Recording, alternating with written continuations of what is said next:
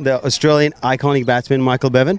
Michael, thank you very much for being on the show. Yeah, no, it's an absolute pleasure, and it's a great day to be associated with here today. And so anything that I can do, I'm more than happy. That's fantastic. I mean, the couple of players, actually one of them said, you were his icon and childhood hero, and here you are. Thank you very much. Yeah, no, well, yeah. I mean, it's been a while now since I've played for Australia, but it's always nice to have that recognition, and I'm certainly appreciative of people that have followed my career and cricket in general as well. Yeah. Actually, I used to watch you bat, and in India especially, you used to like, oh my God, you're like, oh, when is he going to get out? I'm sorry, but... Yeah, look, I tended to do fairly well against India in the one days, so I always had a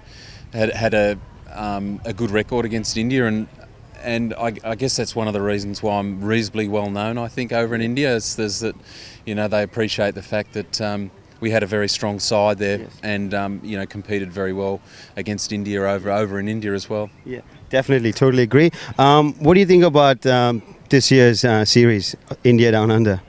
Oh, look, to be honest, I was quite surprised. At the start of the series, I had a feeling that it might be very close and tight, and I think most of the players and most of the Indians fans and supporters thought that it was one of India's best chance to beat Australia in Australia. I mean, Australia had struggled for the last couple of years, and but I was surprised it didn't turn out that way. And Australia were really dominant.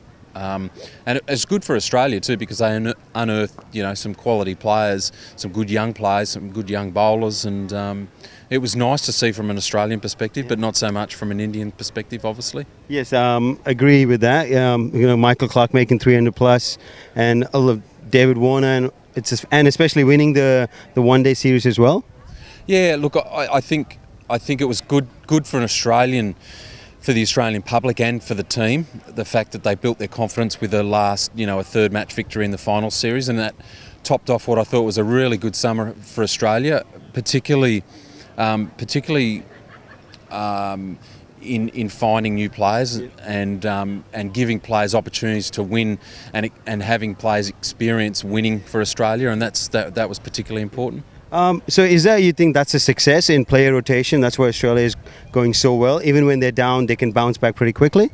Look, I'm not too sure. I mean, 6 months ago, you probably would have questioned how Australia was doing. I think they were number 4 or 5 in the tests, number 5 in the tests in the world, number 5 in the 2020.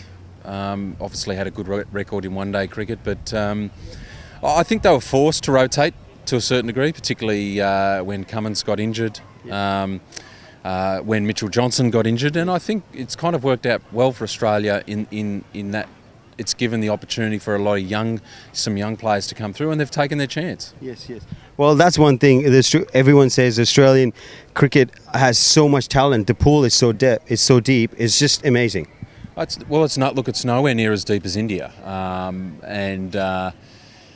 Australia's a relatively small country, but our infrastructure and facilities and our player development systems are good. Our coaching structures are good, and so, we're brought up to play really, tough competitive cricket in a good cricket environment, and that's one of the things that help Australia. I don't think it's the talent pool, per se. And what's your opinion on Rahul Dravid retiring from Test cricket? Oh well, look, it's a sad loss. He was a phenomenal player. He was. The thing about Rahul Dravid was he was a great team man. He gave so much to Indian cricket.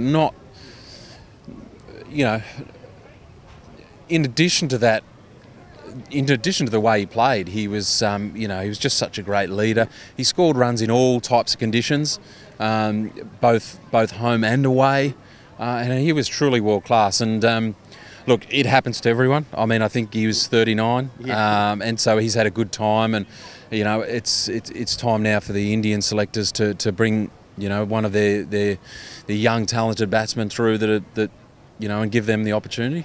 Yes. And do you have a message regarding organ donation to our viewers and the public? No, well, look, I'd like to encourage everyone to become an organ donor and a tissue donor. I mean, obviously there's a shortage out there, and it's such a it's such an important factor. It's such an important issue, and I think it's important for people to stop and think about people who are in need, and what it would mean to the people who are waiting, who are going through hard times and waiting on organ donation. So any help is much appreciated. Well, Michael, thank you very much for being on our show. I bet you the audience are loving it. Thank you again. Pleasure. Cheers. Thanks. Cheers, mate. Thanks.